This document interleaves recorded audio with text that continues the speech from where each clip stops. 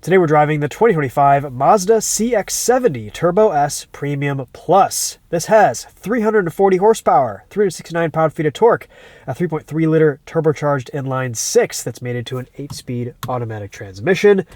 Excuse my cold, I'm a little bit stuffy today. We're going to walk you guys around the CX-70, talk about what it's like. Basically, all you need to know in this entire review is that the Mazda CX-70 is the exact same car as the CX-90, minus a few $100 and minus a third row of seats. The dimensions inside and out are pretty much exactly the same as the CX-90, but I guess this weighs a little bit less and has fewer seats. So that's all you need to know, but if you want to stick around and watch the rest of the video, I guess stay tuned after the annoying Mazda startup chime.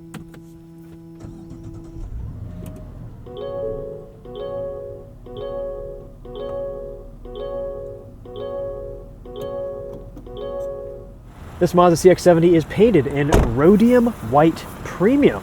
Looks pretty good with the tan Napa leather interior. And we have some nice looking wheels with actual sidewall. Joy of joys. This actually fits the brakes. What are these? 275 45 R21s. Making 21s look small with big sidewalls. I like it. It fits the design of the car and it rides very nicely. Some black accents here with the CX-70 over what the CX-90 has. Same dimensions. We were kind of teased a little bit with a smaller, shorter CX-70 for a little while, but that doesn't seem to be the case here. So here's all the news. This is where it all gets exciting. In the back, no third row. Look at that. We have kind of a higher load floor. This is a mild hybrid. It has a 48-volt mild hybrid system. Not sure what these are for or where they go. We'll have to kind of store these somewhere so they don't make a ton of noise while we're driving.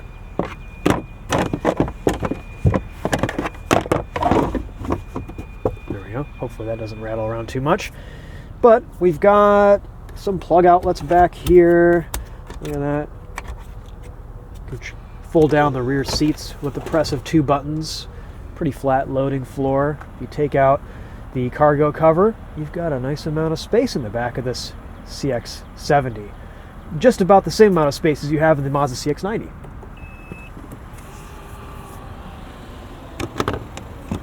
Takes premium is recommended, but you could probably throw regular in there and be just fine. Might just make a little bit less power. This is rated for 25 miles to the gallon combined. Should average high 20s, if not close to 30 on the highway. This week in the cold around town, we've averaged about 21 miles to the gallon. Lots of physical controls and buttons in this CX-70. This is how you do it. Climate control buttons, steering wheel buttons, window buttons, quick access controls for your drive modes, your camera system, your heated and ventilated seats, your heated steering wheel. Yes, it's all very nice in this Mazda CX-70. We have some suede on the dashboard. Love these seats, comfortable, plush. The surfacing in here is excellent. This costs about $58,000, and for the money, probably one of the nicest buys you can get in terms of interior quality, comfort, and luxury. Good amount of space in the back, second row, tons of room to stretch out with my legs. I'm 5'10", this is my driving position, and I fit great in here, no issues. Let's see, door opens almost 90 degrees. So getting kids, stuff, car seats in here, it's going to be a breeze. Here are your ISOFIX points, all that is very easy to use, no issues.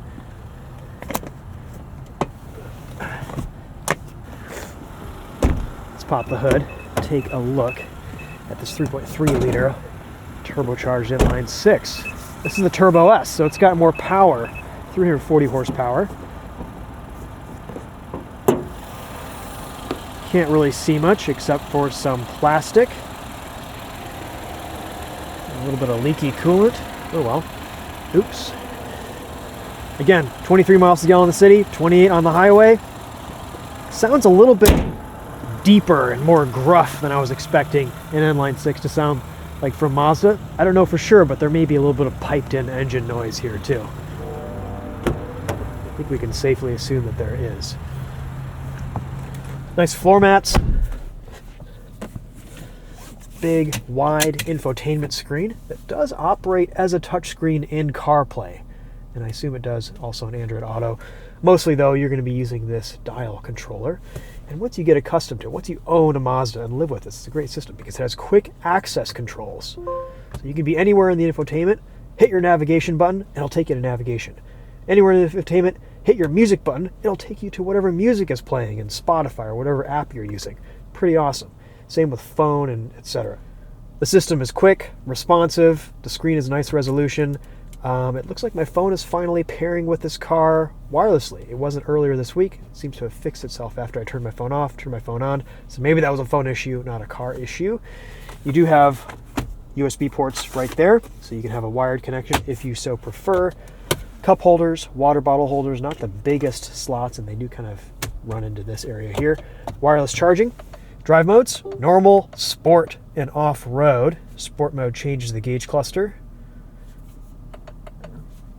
And off-road probably does too. There we go. A more rugged design there. We'll leave it normal for now. Steering wheel controls, lane centering, regular adaptive cruise control, following distance, speed, all very well laid out. Mute, volume increase and decrease, hang up your phone, pick up your phone, change the track, change your info display. We'll just turn that off. Over to the left, we've got our I-stop button. We can turn that off. It's kind of stop-start at lights. The engine will also turn off sometimes, off throttle. Part of that 48-volt mild hybrid system. I've just been leaving that off because it's a pretty seamless system. You can turn off traction control, your parking sensors, and the audio alerts for some of your safety settings. You have 2-seat memory settings and a button to pop the tailgate right there. Auto up-down windows on all 4 corners. Nice looking surfacing everywhere on this Mazda CX-70. I'm just so impressed with what Mazda is doing with their interiors these days. Shifter's kind of funky. Park is to the left, everything else is to the right. So reverse, drive, it all works nicely. Decent cameras too. You also get a camera quick access button right here, which comes in handy when you're parking. I appreciate that. And the rest is pretty straightforward. Climate controls. Nice big glove box, place to put your sunglasses, panoramic dual pane sunroof. These slide. I mean, Mazda gets their interiors right. Let's go for a drive and see how it feels on the road. Some of the best steering that I've felt in a 3-row crossover that's been turned into a 2-row crossover. It almost feels hydraulic. It kind of jitters around over bumps around a corner. Not too hefty, not too weighty, just about right. Brake pedal feel is kind of funky though. Maybe that's the hybrid system. Seems a little bit touchy at lower speeds. Everywhere else though, it feels pretty nice. I'm waiting for this Cadillac here.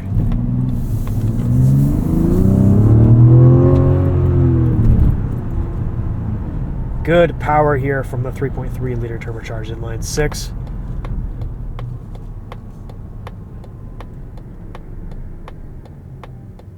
Coming down from speed, I-stop is engaged, the engine is off. Letting off the brake pedal, kicks on seamlessly. Of course, it's a 48-volt mild hybrid system, no starter noise, which I appreciate.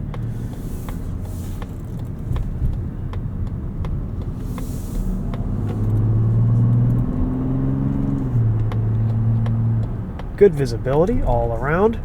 We do have a bit of a blind spot monitoring system error this week. You'll see that something is in our blind spot sometimes. That'll be reflected on the head-up display when nothing is actually in our blind spot. So just kind of keep an eye out for that during our drive. Gauge cluster, clear, simple, easy to read gauges.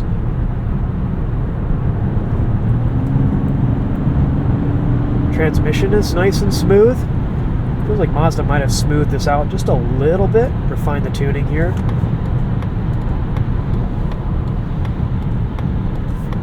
Sport mode? Why not? Don't mind if I do.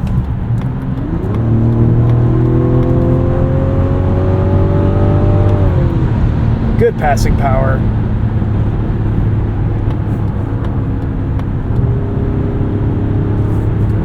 Paddle shifters.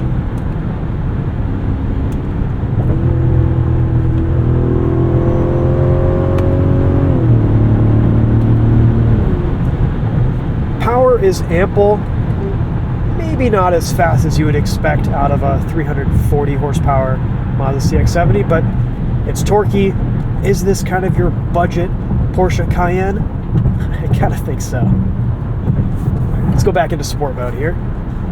Hit this entrance ramp with some vigor.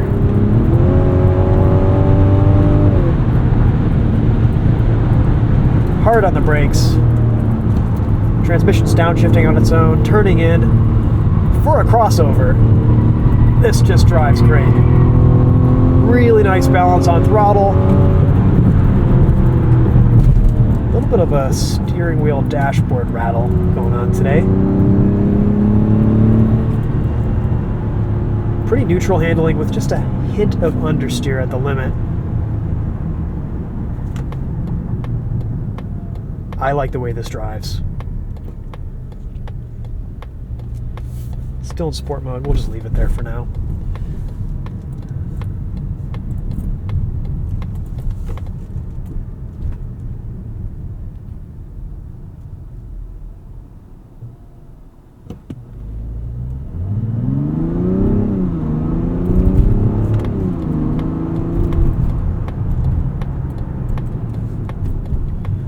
Throttle tuning feels pretty good in all drive modes.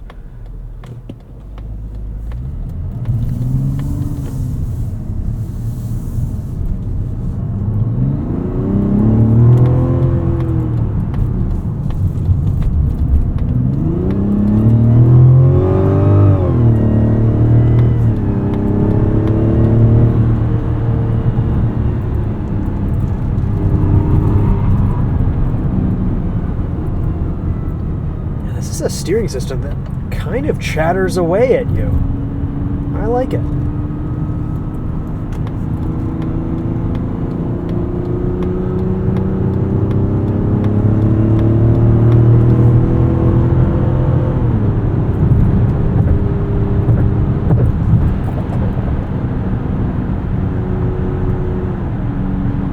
All right, let's test out our driving assistance features here.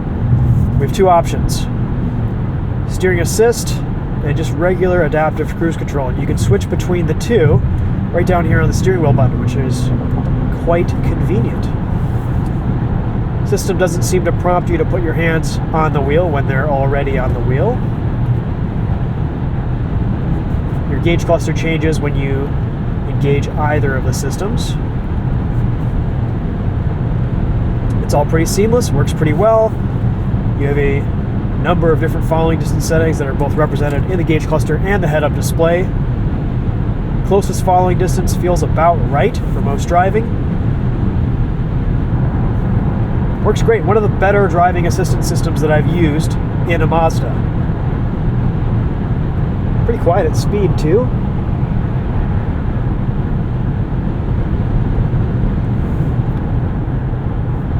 Negotiating this turn with ease. I like the driving position. I like the visibility here.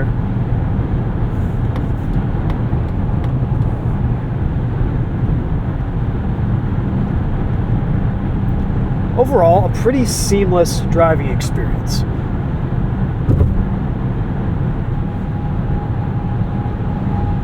Slower traffic is merging over.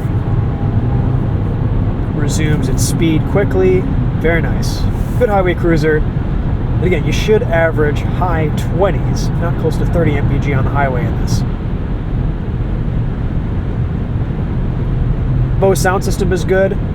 We'll listen to that really quickly at the end of the video. Ultimately, though, I think the conclusion here is pretty much what I said at the beginning of the video.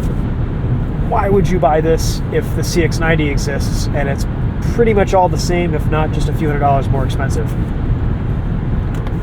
If Mazda had shortened the wheelbase here, made it a little bit more of a compact design, kind of between the CX-50 and the CX-90, okay, maybe. But we're kind of left with a redundant product here. It still drives great though. It's fun, it's nice. If you don't need 3 rows, here it is. But it also doesn't really make sense to get this big of a vehicle if you're not utilizing that 3rd row space, because it is quite large.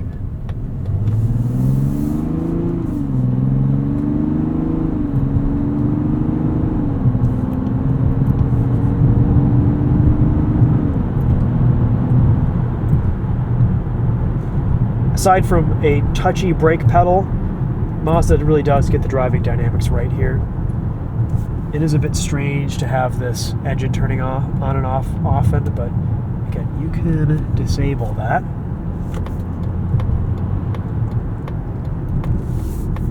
And we have not, or I have not, tested the plug-in hybrid. That might be the sweet spot.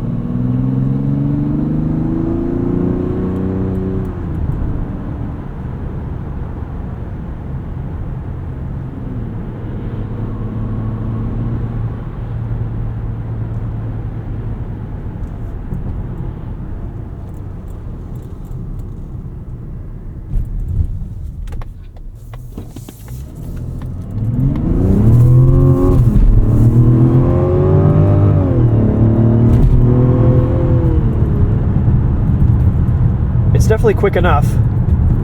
Transmission could be a little bit lazy on its upshifts and downshifts sometimes, but there's so much torque and it needs to shift so infrequently to downshift that really it's not that much of a complaint. Well, we don't have anyone behind us. Let's do a quick braking test. And a 0 to 60 while we're at it.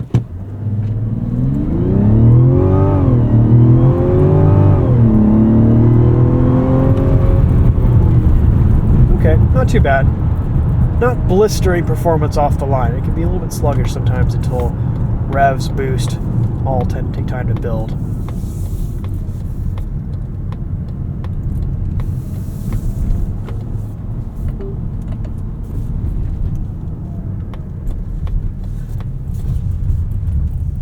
I like the turn signals. I like the leather feel. I like the steering weight. All your inputs here are just about right. Good turning radius too, and despite this CX-70 size, it is easy to maneuver, place, thanks partially to just the good visibility here. Steering returns to center beautifully. Mazda does do a nice job with their driving dynamics.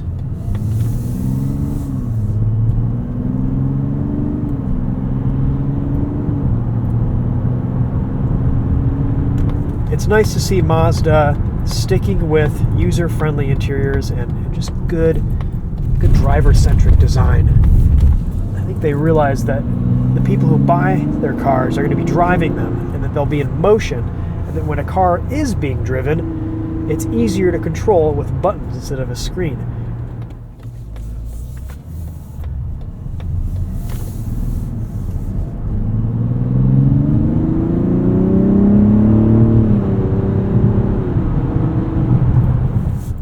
We have journeyed from church parking lot to church parking lot. So we're going to wrap up the video here, walk you guys around this one more time, and finish things off with a sound system test. There we go, into park.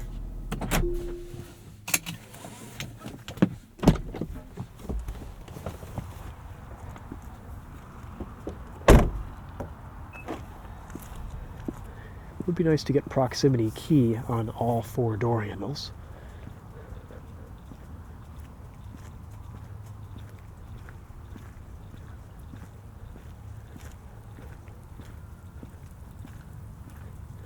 Not the most beautiful Mazda that's ever come out of their design department.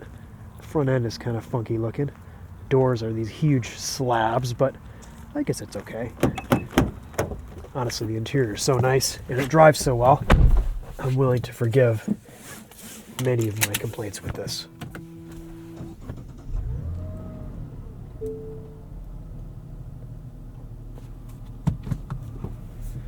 All right, off we go.